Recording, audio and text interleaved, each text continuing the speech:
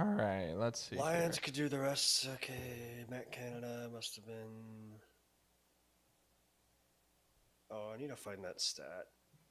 There, I'll just make it up. That's what I do all the time, anyways. Yeah. Source. Trent, you got I thought Trent, of you it. got a little quieter. All right, that was beautiful. That was good. All right, perfect. Rosie, beep, and then let's get going. Beep.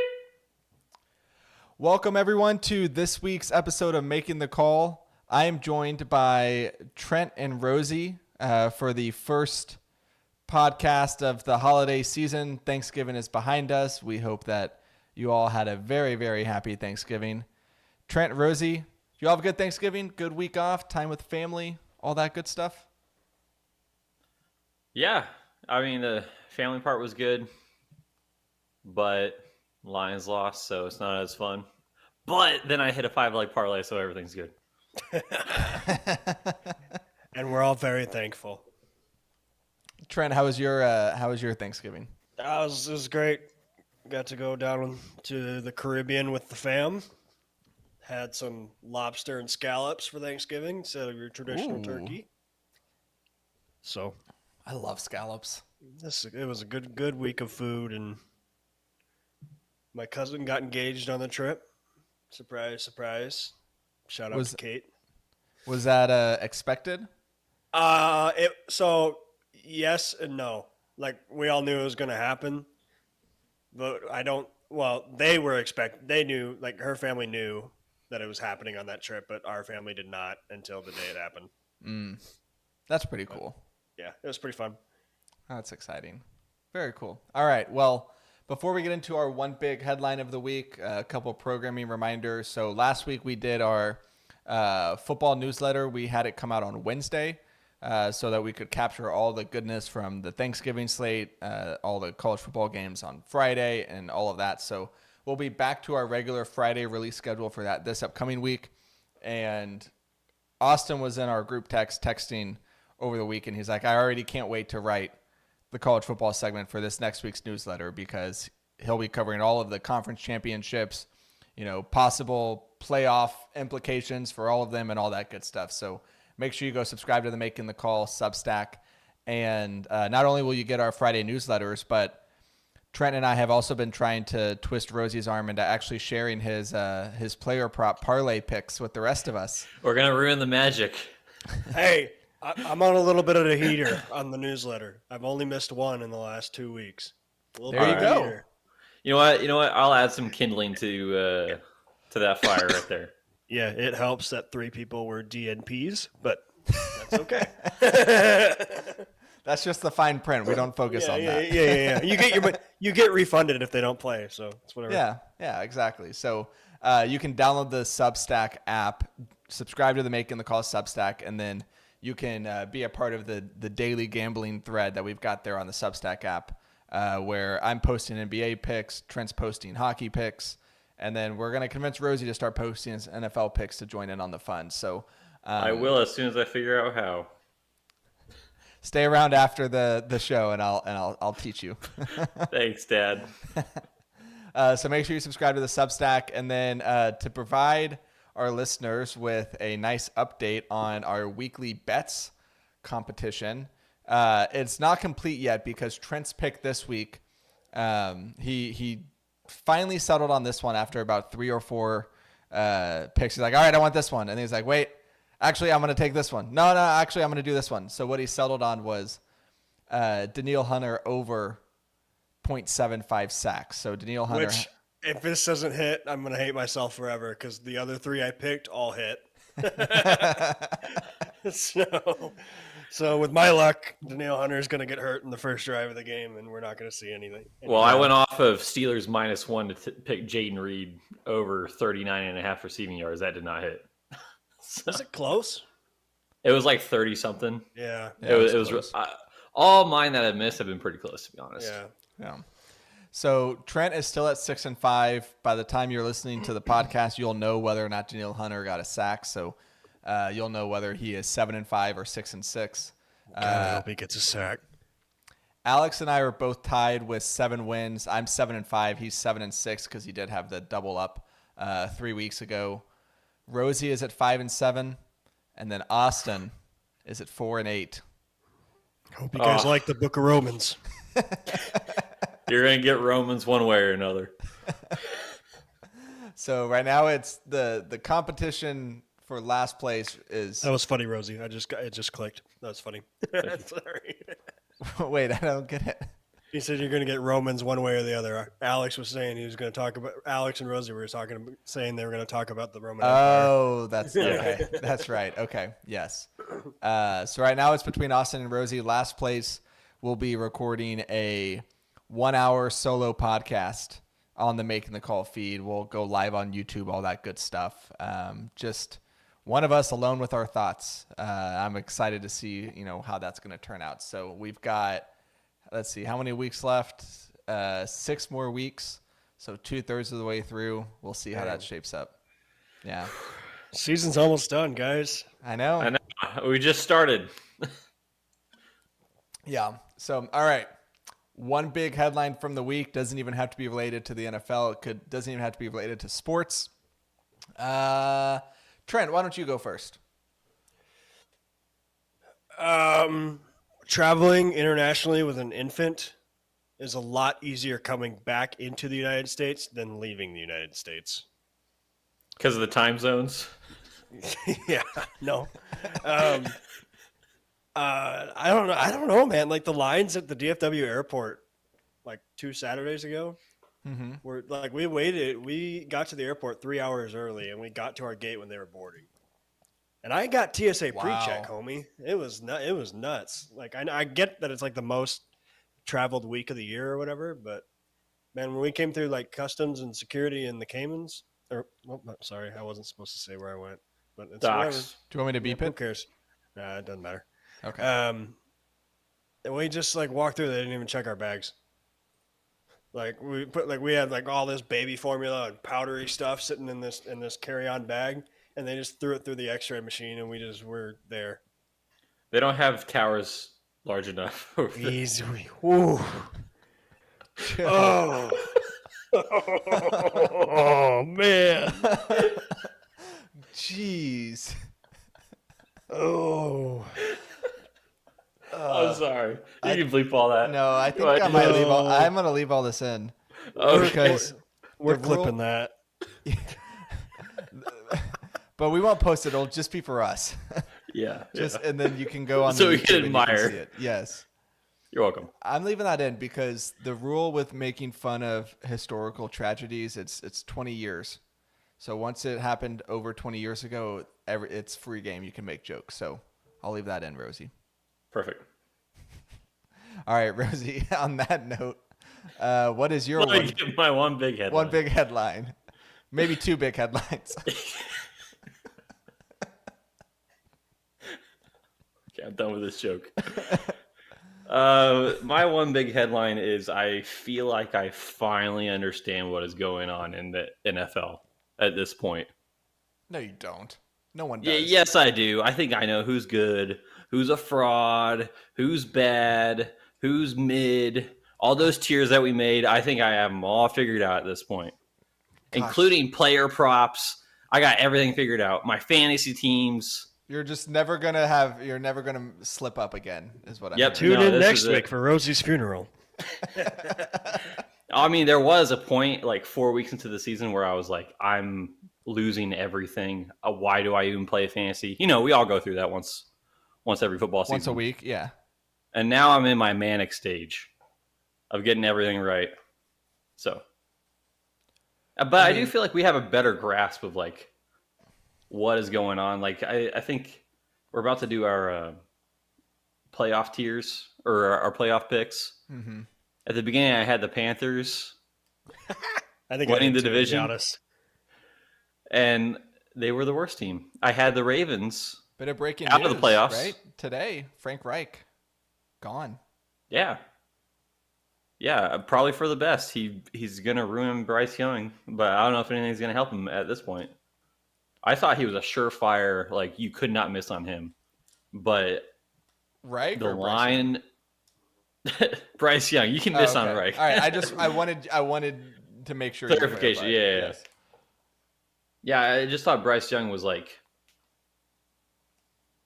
just the perfect quarterback other than his height. And his height hasn't like caused any injuries, so the situation is horrible. Way worse than I thought it would be. The offensive line is like the worst in the league. They don't Called have me a a defense. madman when I got off of him in week 4. I Yeah. traded him for Sam Howell on a first-round pick. That's nice. I'm feeling pretty decent about that right now. Yeah, that was probably pretty smart. All right. So your big takeaways, you just know everything now. Yeah. All Yeah, right. just ask me whatever. Breaking news. First reported here on Making the Call. What's the square root of pi? Apples. Okay. I haven't heard that one. Anyway, Andrew, what's your right. what's your headline? All right, my big headline is football related, but not NFL related, and it is just the college football rivalry week is awesome, and it always is. Like, there's always a handful of games that are nuts, crazy endings. I was watching the end of the Alabama-Auburn game, and Alabama looks like they're marching their way down to score, and then you've got a botched snap where they were first and goal on like the 8-yard line or something. Then the snap goes right by Milrow. So now it's like second and goal from like the 22. And then Milrow, it was so obvious. I can't, like, you see some quarterbacks will like slightly pass the line of scrimmage while they're throwing, and then they say it's an illegal forward pass. But he went like 2 yards past the line of scrimmage, and then he tried to back up to get back behind the line of scrimmage to throw a pass. And they're like, no, you can't do that. Illegal forward pass. And so it ended up being fourth and goal from like the 33-yard line. And they're down 4. So all you have to do if you're Auburn is prevent them from converting a fourth and goal from the 33-yard line.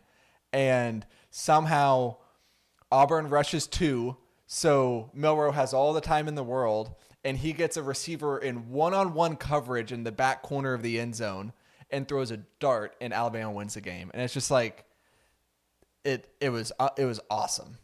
Did you see the guy on Twitter that bet 10,000 on Auburn to win outright, and he cashed out before the last play of the game? Yeah. He How do you have like that much clairvoyance to like see that? Well, and I can't believe the payout they offered him because, I mean, I guess it kind of makes sense. But I want to say he got it at like 6-1 odds. Yeah. So it was yeah. 10. It was 10K to turn into 60K, and he cashed out for like $59,000. And if he would have waited one more play, he would have lost it all. Like, that's just, it's insane. It always delivers. Like, that game was good. Washington game was good. Like, hanging in there with Washington State. Michigan, Ohio State. Michigan, Ohio State was great. I mean, it was just really good football around. Even BYU, it's not even a rivalry, but BYU going to double overtime against Oklahoma State was electric as well. So it was a great weekend of college football. I cannot wait for the conference championships this next weekend, and can't wait to see the full breakdown Austin's going to have in the Substack. So, all right.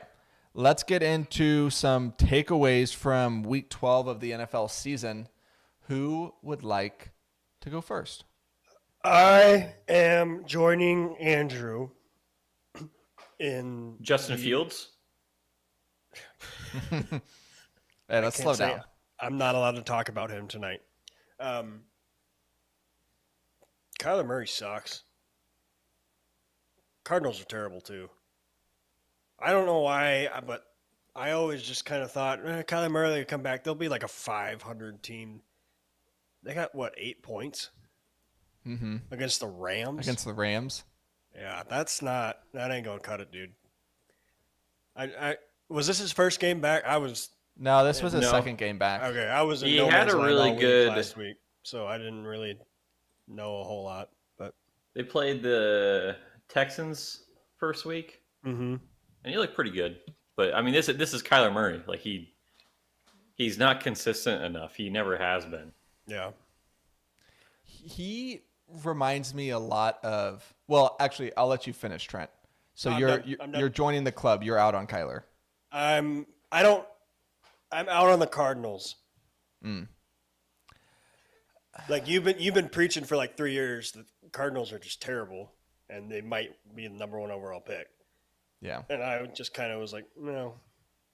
I can think of a few teams that are worse at this point, though. I can think of one. Panthers, Patriots. Yeah, Patriots, man. Takeaway number 2. That's a tough team to watch right now. Yeah, I've got a takeaway about them coming up that I really need y'all's help with about the Patriots. But no, I'm with you on Kyler. He just seems like I don't know how well this NBA comp is going to land with you two, but he's like the NFL Jordan Poole. Like he's very talented. He's exciting. Is he the one that with the win with minor? him. No, that's Josh Giddey. Jordan Poole was on the Warriors for several years and he can make these deep threes. He can kind of go on a bit of a heater, but plays very selfishly, does not play good team basketball. And he was the one that, you guys will get this reference. He was the one that Draymond Green punched last year, and it caused this huge rift. So during this offseason, they shipped him out, traded him to Washington. And I can't blame you if you haven't, because Washington is 2-14 on the season, the Wizards.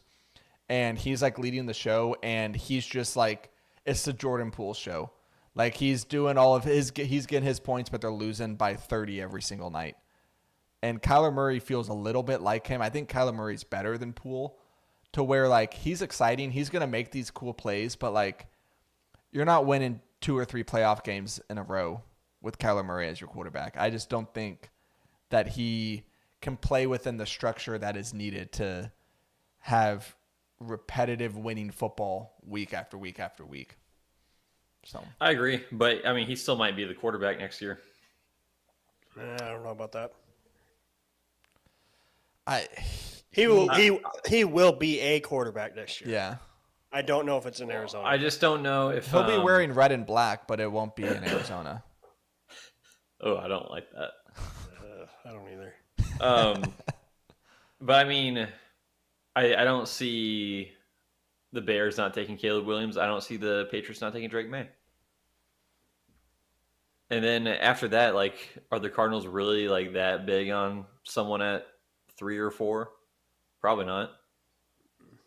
I can see them go for like one of the lower guys, like maybe Bo Nix or who else is down there?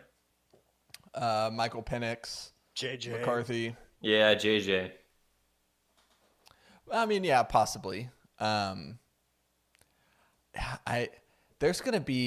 This might be a longer discussion, which we can get into it if you want.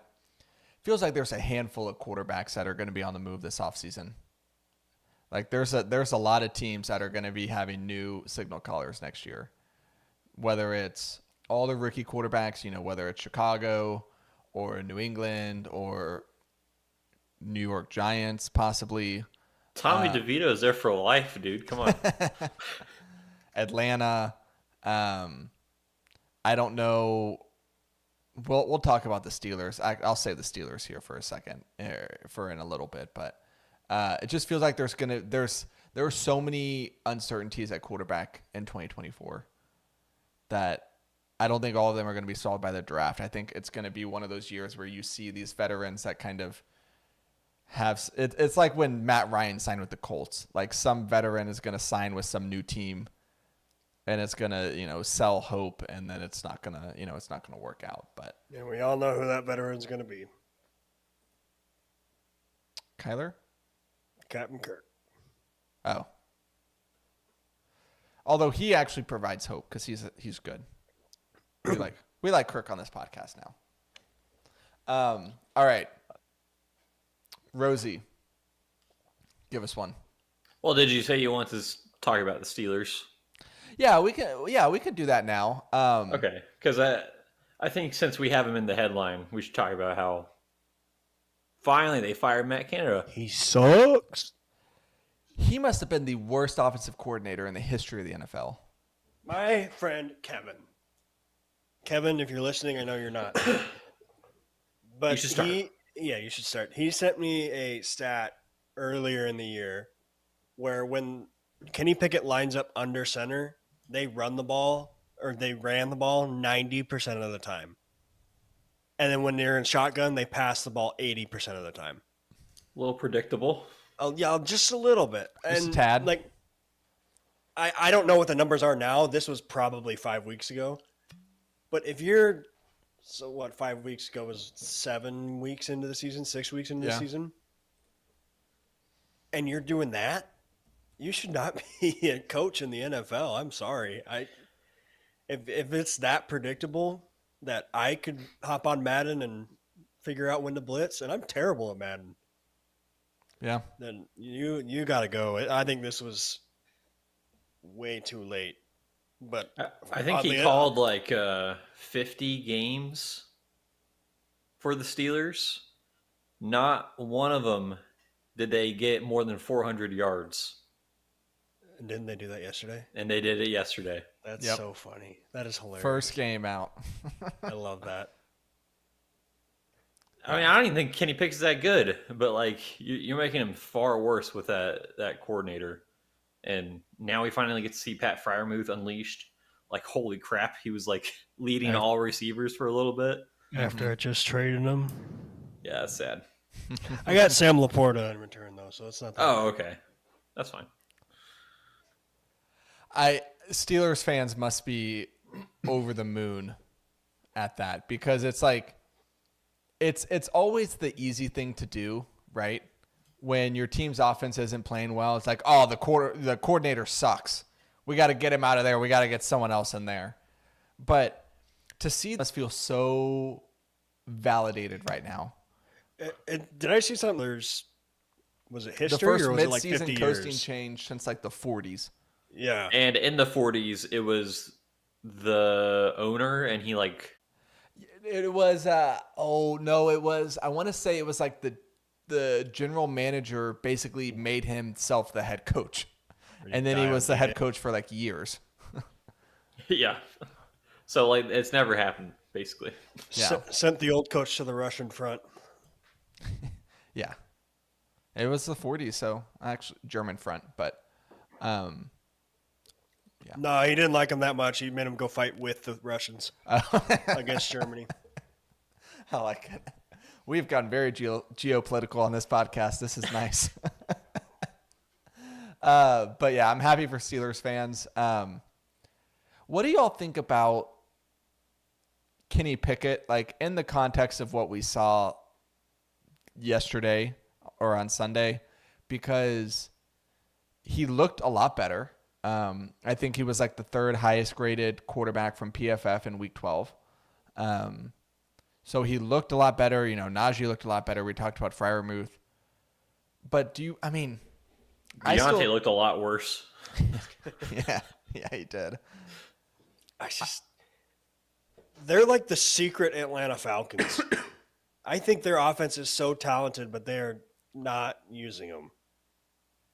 Talented offense without a quarterback. I think Kenny Pickett is average at best. At best, he makes one good throw, like one throw where you're like, "Wow, that was really good."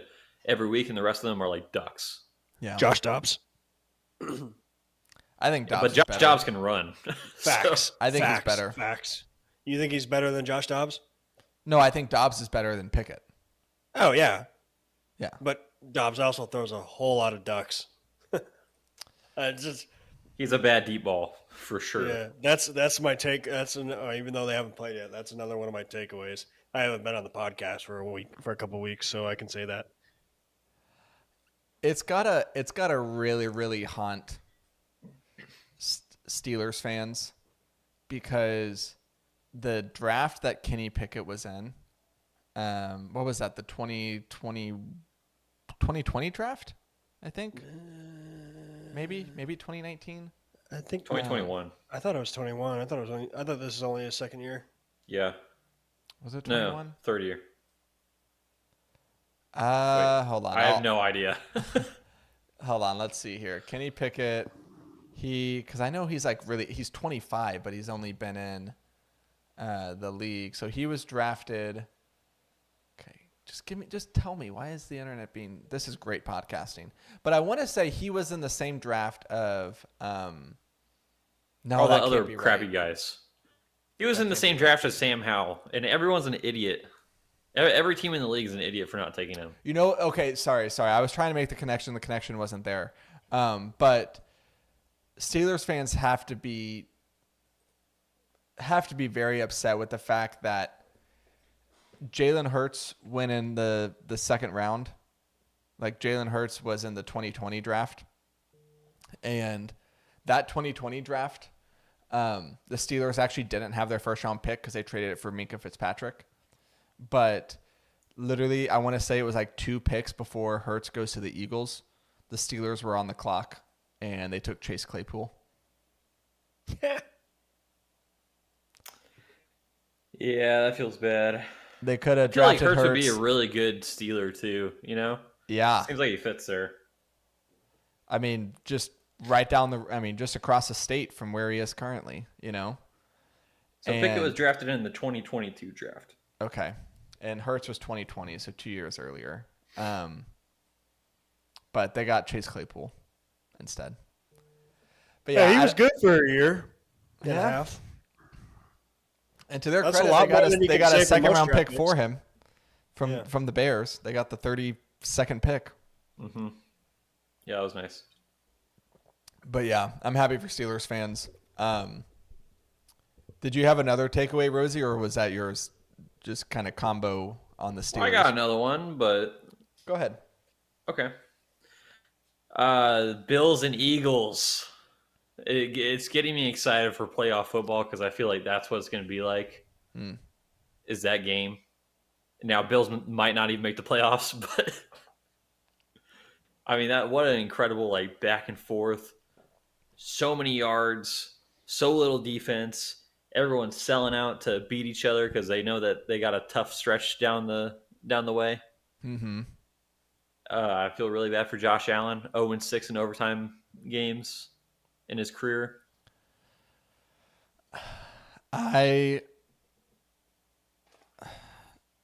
Once Trent comes back. I'm here. Okay. I'm just Trent- looking for my TV remote to turn the Viking game on. Okay. Trent, you go first on this. Because I want to talk about the Bills first before we talk about the Eagles. Okay. If that's okay with y'all. Yep. Trent, what did you think about the Bills-Eagles game last night? The Bills coming out of that, because now the Bills sit at, what are they now? 6-6. 6-6 with 5 games left. Yeah. Yeah, so their 5 games are at the Chiefs, home versus the Cowboys, at the Chargers, home versus the Patriots, at the Dolphins to end the season. And realistically, That's pretty tough. They need to go 4-1. Because I don't think 9 wins gets you into the playoffs this year. I think you have to get to 10. That's tough. Yep. Sure is. I mean, Josh Allen again. 4th quarter turnovers. Bit him in the I don't think butt. he turned the ball. He had an interception with 10 minutes to go in the 4th. Oh. Yeah, no, you're right. After it was right, I think it was right after Philly scored a touchdown too. Oh. So all the momentum, which I am a momentum guy. I believe in momentum. It once that happened, my forelegger was not going to hit. You knew it. No, you're right. So the Bills are up 24-14, and the Eagles go 7 plays, 75 yards for a touchdown to make it 24-21. Then they kick it off to the Bills, and 1st and 10, Johnson runs it for 2 yards. 2nd and 8, Allen throws an interception, and then the Eagles take 3 plays and score.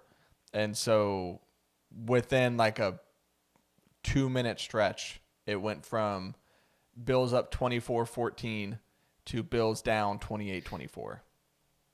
Just like that. Yeah.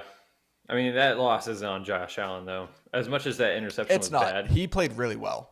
Their defense is just so injured right now, and they had a little bit of joy early against the Eagles, but they just got worn out. You saw in the last, in overtime when Jalen Hurts ran in for the touchdown, no one was near him. The people that were running after him were jogging. They were spent. Okay. Can I rant about something? Sure. Because sound more excited, Trent. I'm sick and tired of these teams and specifically coaches who, if they have a 3-point lead and the other team is on the last drive of the game and you know the team has to get into field goal range, why are you playing these soft zone prevent defenses and you're just letting the team get the sidelines, get the big chunk plays, and all of a sudden in 4 plays, they're at midfield and they've got 15 yards to go to get in field goal position? I don't get it. Like the defense, you just talked about the defense and how rough it had been for Buffalo. They were in a position to win the game. In that last drive, they changed their entire philosophy and get into overtime and lose the game. It's maddening. Welcome to Ed Donatel defense. But it's not, and break. It's a pandemic. It's across the board. Like you see it every Sunday from all these teams. I think the philosophy is you want to be able to tackle them in bounds because I don't think they had any timeouts left. Yeah, but I don't really understand either. Like you should play to win the game. Yeah. I think they're so concerned with the inbounds part. I think you're right. But most of these teams are so good about getting up to the line, running a quick play, or maybe spiking it to where it's not that big of an impact. Like, I would much rather play a harder defense to maybe prevent the pass from being completed in the first place than say, okay, we'll give them their 10 yards, but let's just make sure we get them in bounds. It just doesn't make any sense to me. Yeah, I agree. I did feel bad for Josh Allen because he played really well in that game. But now he's 6-6. And it's like, if Jake Elliott doesn't kick a 59-yard field goal in the rain and mud, the entire narrative is different. Yeah. And then can we talk about the Eagles for a second? Because please, they're 9-1, but there's something wrong, man. Like, they're the 2022 Minnesota Vikings, but with playoff experience. I disagree with that. I think the Vikings weren't a playoff team, and they ended up getting to the playoffs. Eagles are good. I'm right here, guys. Oh, sorry. Rosie said it, not me. I mean, I was... You brought it up. No, but it's like, make your point about the Eagles, because then I have a point I want to make. Well, they're good. I can easily see them, like, if they didn't have the 1 seed and they had the 2 seed, I can see them losing to the 7 seed. Like, they can just drop a game. Like, people can just not show up, and their defense right now is not nearly as good as it was last year, especially in coverage. They might have the worst coverage defense in the league right now, which is saying a lot. Okay. The 2022 Philadelphia Eagles, who made it to the Super Bowl, I went back and looked. How many weeks during the regular season do you think the Eagles were not favored from a spread standpoint? They were the underdog. Trent, it's an audio medium. You say 0. Sorry. 0. Rosie, what do you think? Give me 2. I bet they had one against the the road game against the Cowboys, and I'm sure they played someone else. It was 1. It was the Week 16 road game against Dallas when Gardner Minshew started because Jalen Hurts was hurt. It was the only game of their 17-game schedule that they were not favored. They were favored every other game. This year's Eagles team does not scare me like last year's Eagles team did. And we always say Vegas always knows. Vegas always knows something. If there's some fishy line, it's like, okay, what does Vegas know that the rest of us doesn't? The Eagles are 9-1, or are they 9-1 or 10-1 now? I think 10. The Eagles are 10-1, and everyone talks about how, they have great home field advantage. Going to Philly is like a daunting task. They're going to be hosting the 49ers on Sunday. which 49ers are good. They're 8-3, but it's in Philly. The line right now is San Francisco by 2.5 on the road in Philly. You shouldn't be an underdog at home if you're 10-1. Which to me, that tells me that Vegas also thinks this team is not as daunting as they were last year. And I even went to look ahead lines because if you say, okay, yeah, 49ers are good. They play the Cowboys the following Sunday in Dallas. And the look ahead line for that is Cowboys are favored by 2. So I don't think that wins mean everything. Like some people on this podcast. Oh, we know. Of course you don't, Rosie. You're a Lions fan. Right. But I mean, they're a good team. There's no like really good team this year. There isn't. There's not. You're right. Yeah, you're right. I was going to say the Ravens, but I think they just lost. No, they beat the Chargers. They lost the week before to Cleveland. Cleveland. Right? Yeah, that was a bad loss. Mm-hmm. I don't know, man. You're right. Like, there's not a good team in the NFL. Every team has. Go ahead. Every time I think of the Eagles, I just think of the time the Vikings fumbled the ball 3 times on the 1-yard line and then lost by a field goal. That's all I can think about. Yeah. So, you guys are pretty spot on. There's not a team I'm scared of. There's teams I'd rather not play. I'd rather not play the Cowboys if I'm the Vikings. But everybody looks beatable. There's nobody that just looks unstoppable. For sure. Yeah. It just, to me, it feels like, and maybe this is fair that this is the way the discourse has been, but because the Eagles were in the Super Bowl last year, they, are down at halftime in all these games. They figure out a way to win. Usually in a lot of these games, it's because the other team is making some costly mistake where if Dak Prescott doesn't step out on the 1-yard line, then the Cowboys win that game. If MVS doesn't drop a wide open touchdown, the Chiefs win that game. Like, you can point to these specific examples, but the narrative for the Eagles is, the Eagles, they just make the big play when it matters. They figured out a way to win these games. Whereas, like, which they do to an extent, you but like you can't when really these crazy argue things that. were happening to the Vikings last year, where you have, the crazy Justin Jefferson 4th down conversion against Buffalo, you have the Josh Allen fumble in the end zone. It's like, the Vikings are lucky, not sustainable, and it's like, well, that was pretty lucky compared to what the Eagles are doing. Yeah. I mean, they had a kicker make a 59-yarder in the mud and the rain. I saw something that was like a 20% probability that he was going to make that.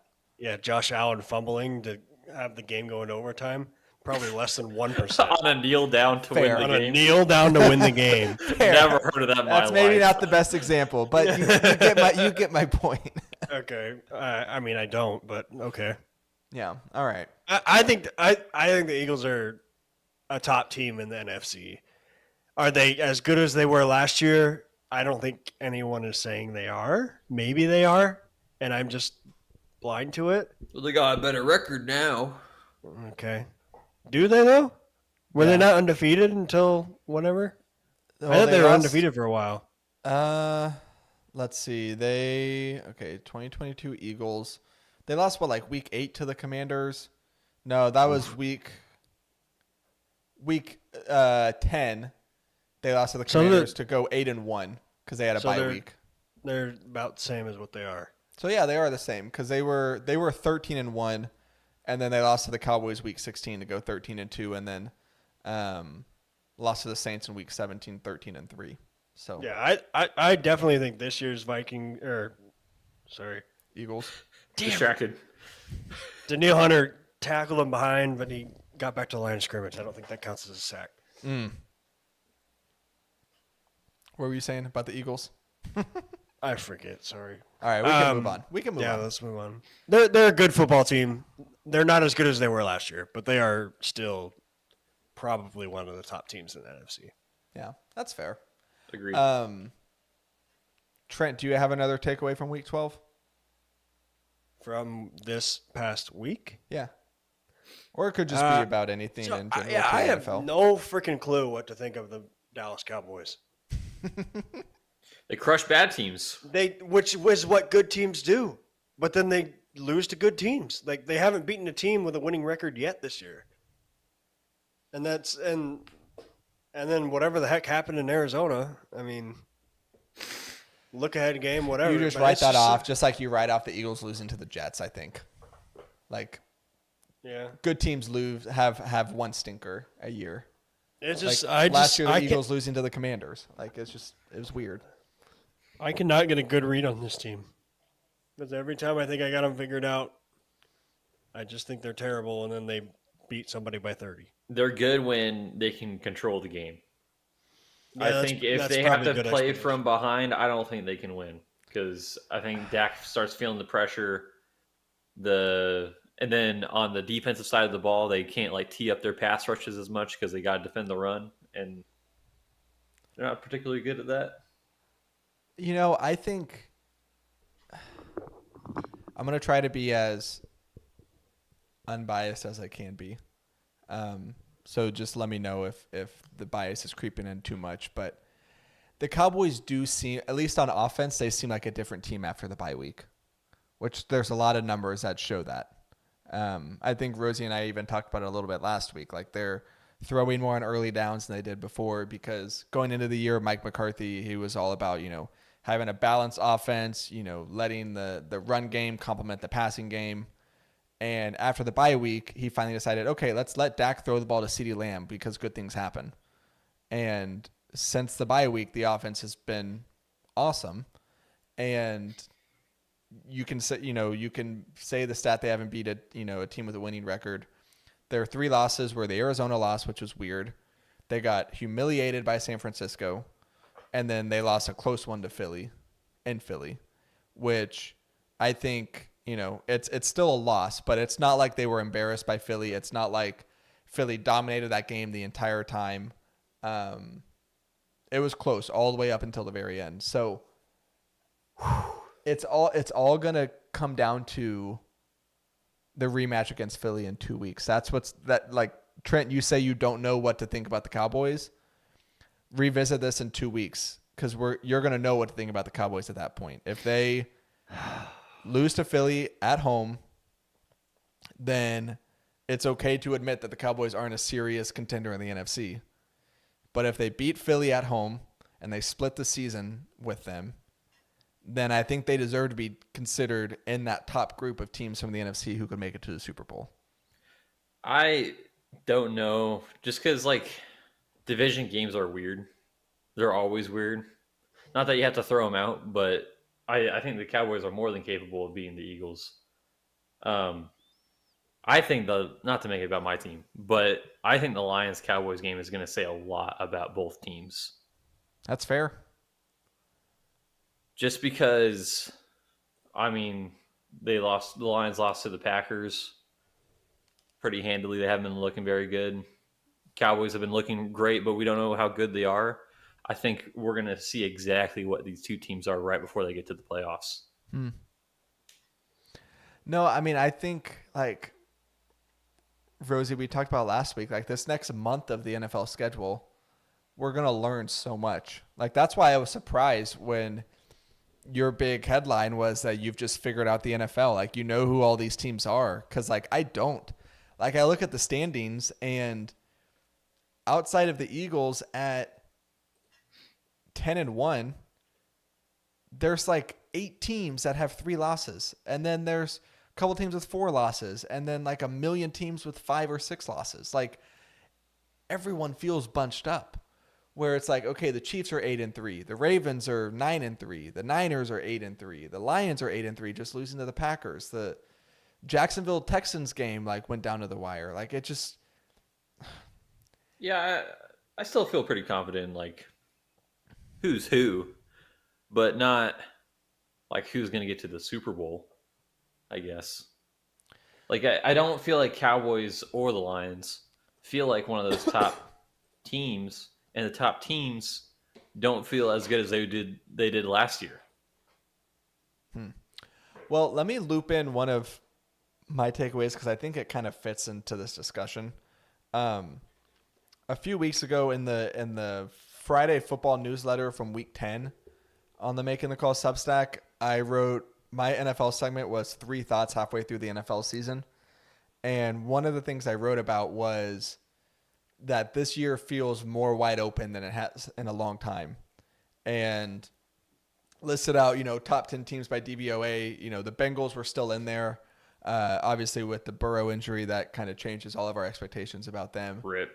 But I kind of listed out, all these numbers, and I said, it feels silly to doubt the Chiefs, but it feels wide open. Getting the 1 seed is incredibly valuable, but this could be a year where a wild card team makes it all the way to the Super Bowl, which since 2000, 5 wild card teams have made it to the Super Bowl, and it was the 2000 Ravens, the 2005, 2006 Steelers, the 2007 Giants, the 2010 Packers, and the 2020 Buccaneers. So the last, what is that? Is that all 4? Or, I'm sorry, all 5 of those teams? No, I guess the 2000 Ravens didn't win a Super Bowl, but the Steelers won the Super Bowl. That was Big Ben. Trent's strumming his mic right now. Yeah, sorry. I was doing it, and then I looked at my wavelengths. I was like, oh, crap, that's actually catching it. Sorry. The Steelers won the Super Bowl. The Giants won the Super Bowl. That was, Eli Manning over Tom Brady. The Packers won it. That was Rodgers won Super Bowl. And then obviously Tom Brady and the Bucs won it in 2020 as a wild card team. So it wouldn't surprise me if this year we get a weird Super Bowl team, whether it's someone who's in it or someone who wins it. Because I know who it's going to be, but I'm not going to say it. Are you going to say the Vikings? No. Oh. Baltimore Ravens are winning the AFC. I feel pretty. That would be my pick too, to be honest. I think the Cowboys are going to win the NFC. Oh boy! I mean, if Dak keeps playing like this, how he is, in my opinion, he should be the MVP. He should be the front runner for the MVP, just because of how well he's playing. I agree. But I don't think the Cowboys I don't think they can play from behind. I don't think they're that kind of team. I'll tell you what, if Dak continues playing at or near the way he's been playing since the bye week, and if they beat Philly in 2 weeks, I think he's winning the MVP. I think at that point, it's leading first take that game, and it's all a narrative award. They're always going to give it to a quarterback. What are the odds? Let me see.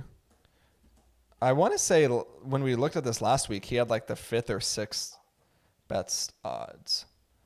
Tua had better odds than he did. Which feels weird. All right, so this is according to. Actually, I'm not going to say who it is because they're not a sponsor of us.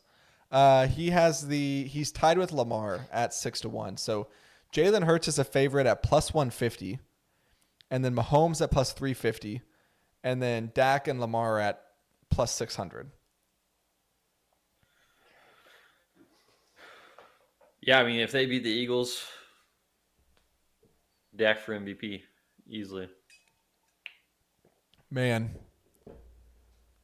I will be insufferable if that happens. I'm sorry.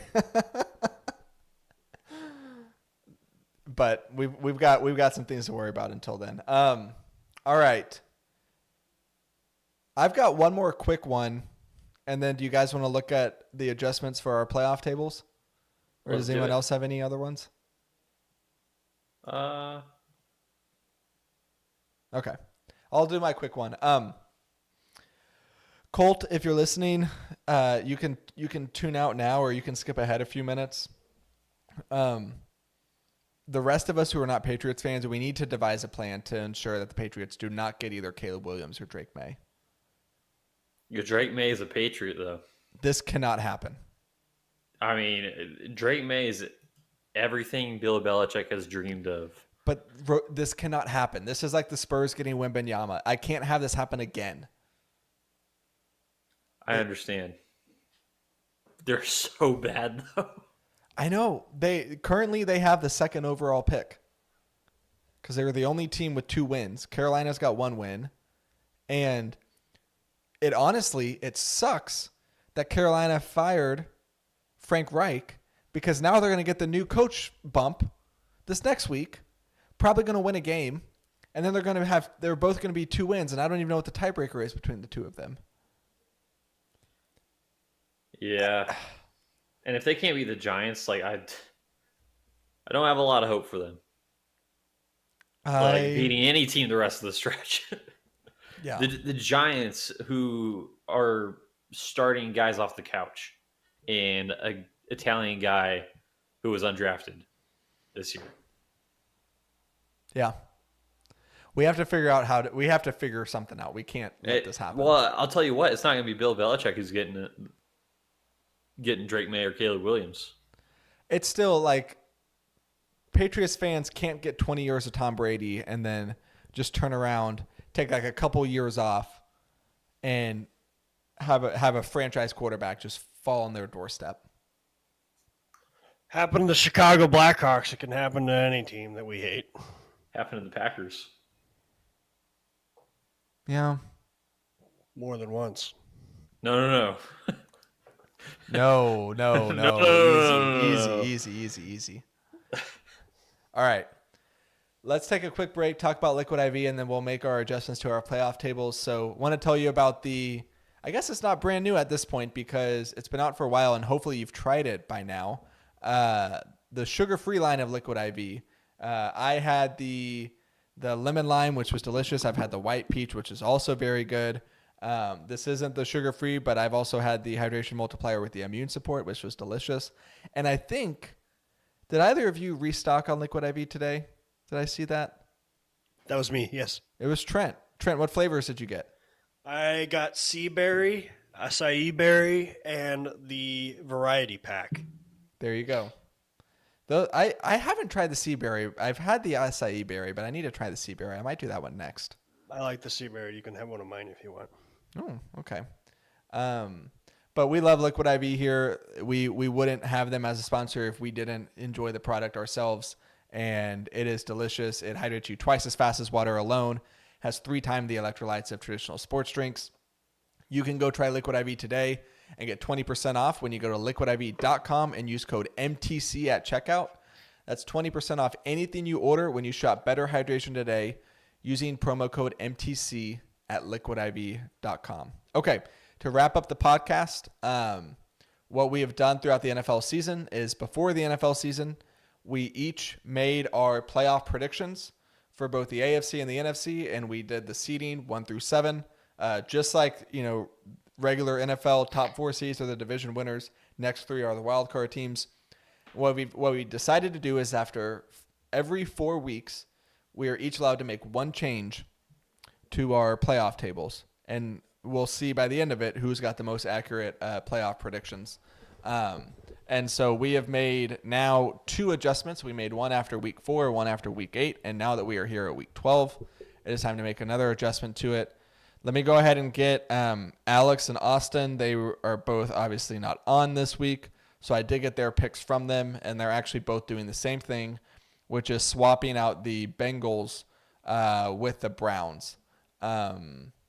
So Alex, they both had the Bengals as the 5 seed, so as a wild card team, and they both had the Browns not in the playoffs. So we're just going to make that switch for them right now. So they are going with the Browns as a 5 seed in place of the Bengals. Rosie, Trent, do either of you have a preference on who goes first? I want to go last. You want to go last? I'll go first then. Okay, so Rosie, so our listeners know your current NFC playoff table is in order from 1 to 7. Excuse me. Eagles, Lions, Seahawks, Buccaneers, and then your wild card teams are the Packers, the Cowboys, and the 49ers. And then in the AFC, you've got the Chiefs, Bills, Bengals, and Titans, followed by the Steelers, Jets, and Jaguars. Something's missing in the AFC. Honestly, this whole list is crap. I did such a bad job. So, I mean, I guess I got the easier swap than Alex and Austin have. So I'm going to take the Bengals out, but instead of putting the Browns, I'll put the Ravens in. Because Yeah, Ravens... that means you're keeping the you have to keep the Jets in the playoffs. And the Titans. And the Titans. Yeah, it's not pretty. Yeah. NFC looks decent. NFC is not bad. It's okay. All right, so you're swapping out the Bengals with the Ravens. Yes. So now you have... Honestly, if I could, I would put them at 1 as well. Yeah. I think they are the best team in the NFL. I think Hunter just got half a sack. Sorry. Come on. Only needs half more. Oh, wait, no, I'm rooting against that. Wait, why? Because he needs to come down to my level on the bets. Oh, no, but Trent has real money wagered on this, so we root for it. I lied. I think they ruled it. Oh, they ruled it a sack, but it wasn't. So snap the ball, Chicago. Dang it, they called timeout. His knee was not down. Should we change something with this and say, like, I'm trying to wonder if, like, either in this current iteration we don't have to do it now, or maybe after week 16. I don't know. I was debating, should we be allowed to, like, move around the seeding of the teams we have, or just leave everything as is? I don't care what you say. I'm already doing it. So, I mean, I think for next year, I think one team movement and one seed movement would be good. I'm doing both right now. That's cheating. You can't do it. It's not. I have to. All right, Trent. So your NFC is 49ers, Eagles, Falcons, Lions, Seahawks, Vikings, Cowboys. And then your AFC is Chiefs, Bills, Jaguars, Bengals, Dolphins, Ravens, Steelers. Yep. What change are you making?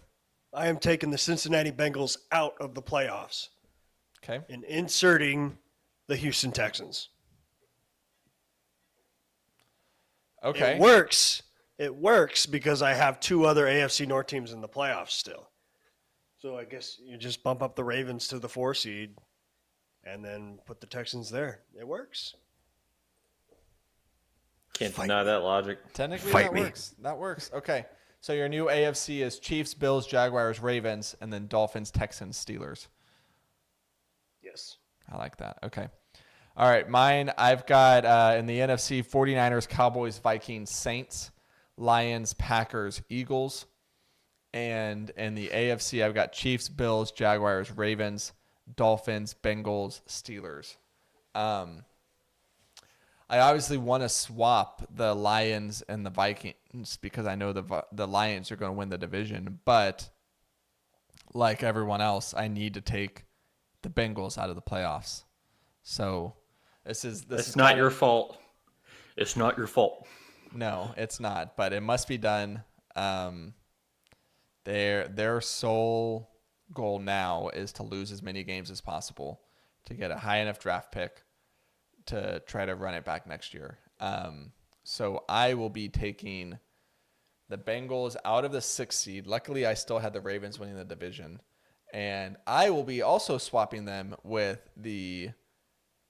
Well, do I want to do the Texans or the Browns? Because the Browns do have a game up on the Texans right now. Texans are better, though. Yeah. Okay, I'll take the Bengals out. Put in the Texans. That's what I'll do. So AFC is Chiefs, Bills, Jaguars, Ravens, Dolphins, Texans, Steelers. We're all going to need to do something. Andrew, that AFC looks right to me, other than the Bills. Yeah, I was about to say, all of us still have the Bills in the playoffs, which we need to do something about that. You know what we should have done? We can't do it now. But if like all 5 of us were wanting to take out the same team, then it doesn't count. So like all 5 of us wanted to take out the Bengals because of the Burrow injury, so we should be able to make one other change. But that's okay. Some of us still have the Jets in our playoffs, so it's too late to institute that now. Aaron Rodgers is coming back in 2 weeks. No, he's not. Not a chance. Not with this team. All right. Any closing thoughts, gentlemen, or is that the podcast? I think that's the pod. Okay. Well, Trent, do you have a dad joke for us? Flipping through the book. All right.